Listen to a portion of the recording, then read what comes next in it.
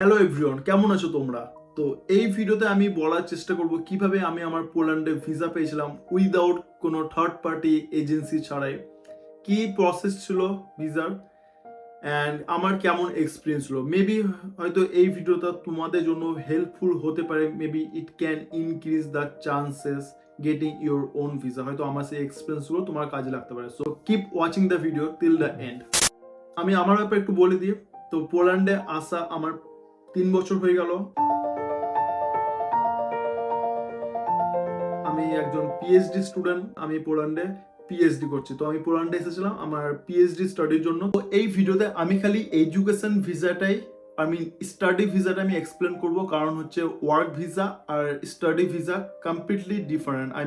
তাদের application process, documentation এগুলো একটু ডিফারেন্ট। এখন এই ভিডিওতে আমি খালি স্টাডি ভিসাটায় প্রসেসটা এক্সপ্লেন করব, আর পরবর্তীকালে অন্য ভিডিওতে হয়তো আমি ওয়ার্ক ভিসাটা এক্সপ্লেন করব। আবার এডুকেশন ভিসার মধ্যে দুটো পার্ট আছে, একটা হচ্ছে মাস্টার স্টাডি আর একটা হচ্ছে পিএইচডি স্টাডি। পোল্যান্ড কিংবা আদার ইউরোপিয়ান কান্ট্রিতে তুমি যদি মাস্টার্স কোর্সে অ্যাডমিশন নিতে চাও, তো সেক্ষেত্রে মাস্টার্সে অ্যাডমিশন পাওয়াটা একটু রিলেটিভলি ইজি, কিন্তু সেক্ষেত্রে ডকুমেন্টেশন অনেক বেশি শো করাতে হয়, অ্যান্ড তার সাথে সাথে তোমাকে একটা মোটা অঙ্কে ব্যাংক ব্যালেন্সও শো করাতে হয়।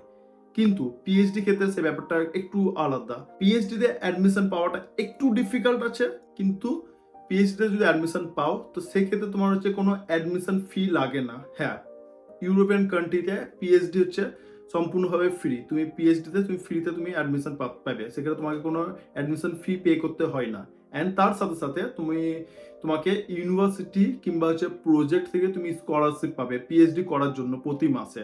তো এই স্কলারশিপে কনফার্মেশনটা থাকলে তোমাকে হচ্ছে ওই ব্যাংক ব্যালেন্সটা আর শো করাতে হয় না। তো এই নো অ্যাডমিশন ফি আর স্কলারশিপে কনফার্মেশন লেটার, এই দুটোই হচ্ছে এনাফ ভিসা পাওয়ার জন্য। মাস্টার সঙ্গে পিএইচডির পার্থক্যটা এটাই, ভিসার জন্য যে ডকুমেন্ট লাগবে, এক্সট্রা অনেক ডকুমেন্ট লাগবে, বাট যে মেন চারটে যে ডকুমেন্ট লাগবে সে চারটে ডকুমেন্ট আমি নাম বলে দিচ্ছি।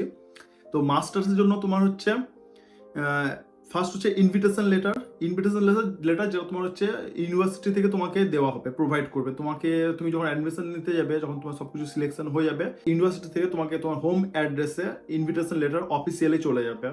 তো ওই ইনভিটেশন লেটার, তারপর হচ্ছে তোমার যে মাস্টার্সে তুমি যে অ্যাডমিশন নিয়েছো সেই অ্যাডমিশনে ফি পেমেন্টের রিসিপ্ট, ব্যাংক ব্যালেন্স আর ইন্স্যুরেন্স, এই চারটে মেন ডকুমেন্ট মাস্টার্সের জন্য। সেক্ষেত্রে পিএইচডির জন্য তোমার হচ্ছে again invitation letter, no admission fee, scholarship confirmation and insurance, এই চারটে মেন ডকুমেন্ট। তো এখানে যে নো অ্যাডমিশন ফি যেটা আমি বললাম আর স্কলারশিপ কনফার্মেশন, এইটাও তোমাকে হচ্ছে ইউনিভার্সিটি থেকে তোমাকে পাঠানো হবে, বা তুমি যেই সুপারভাইজারের আন্ডারে তুমি পিএইচডি করবে সেই সুপারভাইজার তোমাকে পাঠিয়ে দিবে তোমার অ্যাড্রেসে। হয়তো তোমাকে অ্যাড্রেসে পাঠাবে কিংবা হয়তো তোমাকে ইমেল করবে। আমার ক্ষেত্রে আমার সুপারভাইজার আমাকে ইমেল করে পাঠিয়ে দিয়েছিল যে নো অ্যাডমিশন ফি, যে ওখানে পুরো মেমোতে লেখা আছিল যে পিএইচডি স্টুডেন্টের জন্য কোনো অ্যাডমিশন ফি লাগবে না। তো আমার সুপারভাইজার আমাকে ওই নো অ্যাডমিশন ফি আর স্কলারশিপের কনফার্মেশন, লাইক হচ্ছে আমি প্রতি মাসে এত অ্যামাউন্ট করে স্কলারশিপ পাবো, তো এই দুটো ডকুমেন্ট আমাকে ইমেলে পাঠিয়ে দিয়েছিল। আর ইনভিটেশন লেটার আমি আমার হোম অ্যাড্রেসে পেয়েছিলাম। তো একবার তোমার কাছে যখন সমস্ত ডকুমেন্ট রেডি হয়ে গেল, তখন তুমি ভিসা অ্যাপ্লিকেশন প্রসেস স্টার্ট করতে পারবে। এবার ভিসা অ্যাপ্লিকেশন দুটো প্রসেস হচ্ছে ইন্ডিয়াতে। বাংলাদেশে কি খবর আমার খুব একটা আইডিয়া জানা নেই, বাট ইন্ডিয়াতে দুখানা প্রসেসের থ্রু ভিসা অ্যাপ্লিকেশন হয়। একটা হচ্ছে তুমি ডাইরেক্ট ভিএফএক্স এর ওয়েবসাইটের থ্রু অ্যাপ্লাই করতে পারবে, আর দ্বিতীয় হচ্ছে ডাইরেক্ট পলিস এম্বাসির থ্রু তুমি ভিসা অ্যাপ্লিকেশনটা করতে পারবে। যদি ভিএফএক্স এর ওয়েবসাইটের থ্রু যদি ভিসা অ্যাপ্লিকেশনটা যদি করতে চাও, তো সেক্ষেত্রে ভিএফএক্স এর যে স্টাফ যারা থাকে তারা তোমাকে হেল্প করবে, কিন্তু সেক্ষেত্রে যেহেতু ওরা তোমাকে হেল্প করবে, তো সেক্ষেত্রে তোমার কাছে ওরা চার্জও নেবে, এবং সেক্ষেত্রে একটা টাইমে পর সে চার্জটা মোটামুটি একটা ভালো অ্যামাউন্টের কাছে চলে যায়। আর সেক্ষেত্রে তুমি যদি ডাইরেক্টলি নিজে থেকে সবকিছু করতে যাও, তোমাকে সবকিছু নিজে হ্যান্ডেল করতে হবে। আমার ক্ষেত্রে আমি নিজে করেছিলাম, কারণ আমি ভিএফএক্স এর থ্রু আমি যাইনি, কারণ ভিএফএক্স অ্যাকচুয়ালি যে বললাম মোটামুটি ভালো একটা অ্যামাউন্ট চার্জ করে, তো সেই জন্য কিছু নিজে করেছিলাম। আর সমস্ত কিছু অনলাইন ওয়েবসাইটে অ্যাভেলেবেল আছে, তো আমি ওয়েবসাইটে সমস্ত ইনস্ট্রাকশনগুলো পড়ে পড়ে নিজের মতো করে অ্যাপ্লিকেশন প্রসেসটা ফিল আপ করে ডকুমেন্ট রেডি করেছিলাম।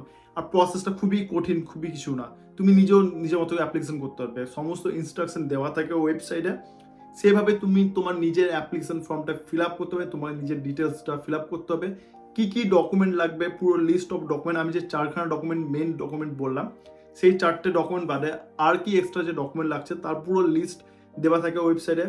ওই লিস্ট অনুযায়ী তুমি যদি চাইলে আমি আমার এই ভিডিও নিচে ডেসক্রিপশনে সেই লিস্ট আমি দিয়ে দেবো। তো ওই লিস্ট অফ ডকুমেন্ট মেনশন করা থাকে, তুমি তোমার সেই ডকুমেন্টগুলো রেডি করো, অ্যাপ্লিকেশনটা ফিল আপ করে নিজের মতো করতে পারবে। অ্যাপ্লিকেশন করার থেকে সব থেকে বেশি ইম্পর্টেন্ট হচ্ছে অ্যাপয়েন্টমেন্ট বুকিং, যে ভেরিফিকেশন যে অ্যাপয়েন্টমেন্ট সেটা কিন্তু ডাইরেক্ট পলিস এম্বাসিতেই হবে। তুমি অ্যাপয়েন্টমেন্ট বুকিং না করতে পারো তাহলে অ্যাপ্লিকেশন করার কোনো মানে হবে না, কারণ হচ্ছে একবার তোমার হচ্ছে অ্যাপয়েন্টমেন্ট বুকটা কনফার্ম হলেই তারপর তুমি তোমার অ্যাপ্লিকেশন রেডি করতে পারবে, তারপরে তুমি তোমার সমস্ত ডকুমেন্ট নিয়ে ভেরিফিকেশন প্রসেসে যেতে পারবে। এবার আজকের দিনে এই অ্যাপয়েন্টমেন্ট বুকিংটা হচ্ছে one of the toughest part of ভিসার। আমি 2023-এ অ্যাপ্লিকেশন করছিলাম, তো আমিও কোনো অ্যাপয়েন্টমেন্ট পাচ্ছিলাম না, আর এটা হচ্ছে সব থেকে মেইন প্রবলেম। তুমি যদি ভিএফএক্স এর থ্রু যদি করো কিংবা ডাইরেক্ট অ্যাম্বাসি থ্রু করো, এই অ্যাপয়েন্টমেন্ট পাওয়াটা খুব বেশি চাপ। অ্যাম্বাসি ওরা কি করে সপ্তাহে একদিন করে উইন্ডো ওপেন করে তোমার হচ্ছে অ্যাপয়েন্টমেন্ট বুকিং এর জন্য, সেটা হচ্ছে হয়তো শুক্রবার কিংবা হয়তো বুধবার, আমি দিনটা ভুলে যাচ্ছি, আমার টাইমে এটা মনে হয় শুক্রবারে ছিল। তো সপ্তাহে একদিন করে ওরা হচ্ছে ওদের সার্ভার ওপেন করে বুকিং করার জন্য, তো সেই সময় তুমি তোমার অ্যাপয়েন্টমেন্ট বুক করে নিতে পারবে। আমার সময় হচ্ছে আমি এই টাইপে কোনো রকমের অ্যাপ্লিকেশন স্লটের বুকিং পাচ্ছিলাম না, আমি কন্টিনিউয়াসলি 2 সপ্তাহ আমি চেষ্টা করেছিলাম বাট তোমার পাচ্ছিলাম না। তারপর আমি কি করলাম, আমি ডাইরেক্ট হচ্ছে যে নিউ দিল্লিতে যে এম্বাসি আছে আমি ডাইরেক্ট তাদের সঙ্গে আমি কন্ট্যাক্ট করলাম, আমি ডাইরেক্ট তাদেরকে ইমেল করলাম যে কোনো রকম করে আমি অ্যাপয়েন্টমেন্ট বুকিং করতে পারছি না, কোনো রকমভাবে স্লট অ্যাভেলেবেল হচ্ছে না, তো এই জন্য আমাকে প্লিজ হেল্প করো। এম্বাসি কি করলো, আমাকে ডাইরেক্ট ওরা একটা স্লট আমাকে অ্যাভেলেবেল করিয়ে দিল, তো আমাকে কোনো নতুন করে স্লট বুক করতে হলো না, ওরা আমাকে একটা ডেট দিয়ে দিল। প্রায় 2 সপ্তাহ পর একটা আমাকে ডেট দিয়েছিল ওরা, প্রায় 15 দিন পর, যে এই ডেটে তুমি এই ডেটে এই টাইমে তোমার হচ্ছে অ্যাপয়েন্টমেন্ট থাকলো, যে এই দিনে এই টাইমে তোমাকে আসতে হবে ডকুমেন্ট নিয়ে। তোমারও যদি এরকম করে যদি কোনো রকম করে প্রবলেম ফেস হয় যে স্লট পেতে, অ্যাপয়েন্টমেন্টের স্লট পেতে, তোমরা ডাইরেক্ট হচ্ছে আমি বলবো ডাইরেক্ট এম্বাসিতে ইমেল করে দাও যে তোমরা হচ্ছে এরকম করে স্লট পেতে অসুবিধা হচ্ছে। একবার তুমি তোমার এরকম স্লট বুকিং হয়ে গেল, তারপরে তুমি তোমার হচ্ছে অ্যাপ্লিকেশন প্রসেস সব শুরু করে দিতে পারবে, লাইক হচ্ছে তোমার অ্যাপ্লিকেশন ফর্ম থেকে শুরু করে ডকুমেন্টেশন রেডি তুমি সব শুরু করতে পারবে। বাট ভালোভাবে তুমি ইন অ্যাডভান্স সমস্ত ডকুমেন্ট রেডি করে নাও, তাহলে তোমাকে হচ্ছে পরবর্তীকালে সমস্যা যাতে না হয়। ডকুমেন্ট সব যখন রেডি হয়ে গেল, সেই ডেটে তুমি দিল্লিতে চলে যাবে সে পার্টিকুলার টাইমে। এবার এখানে অনেকজন কি করছে, আমি যখন গেছিলাম তখন দেখেছিলাম অনেকজন খুব বেশি ফর্মাল কাপড়, ফর্মাল একদম ক্লোথ পরে সবাই এসেছিল, বাট এরকম কোনো ফর্মালিটি খুব একটা দরকার পড়ে না, তুমি নর্মাল ক্যাজুয়াল ক্লোথ পরেও যেতে পারবে। আমি যখন গেছিলাম তখন নর্মাল একটা টি শার্ট আর একটা হচ্ছে জিন্স পরে আমি গেছিলাম, তো এরকম কোনো ব্যাপার নাই যে তোমাকে ফর্মাল ক্লোথই পরে যেতে হবে, টাই কোট জ্যাকেট পরে যেতে হবে, এরকম কোনো ব্যাপার নেই। অনেকজন করে বাট ঠিক আছে, বাট তুমি যদি ক্যাজুয়ালও পরে যাও সেটাও চলবে, এমন কোনো ব্যাপার না।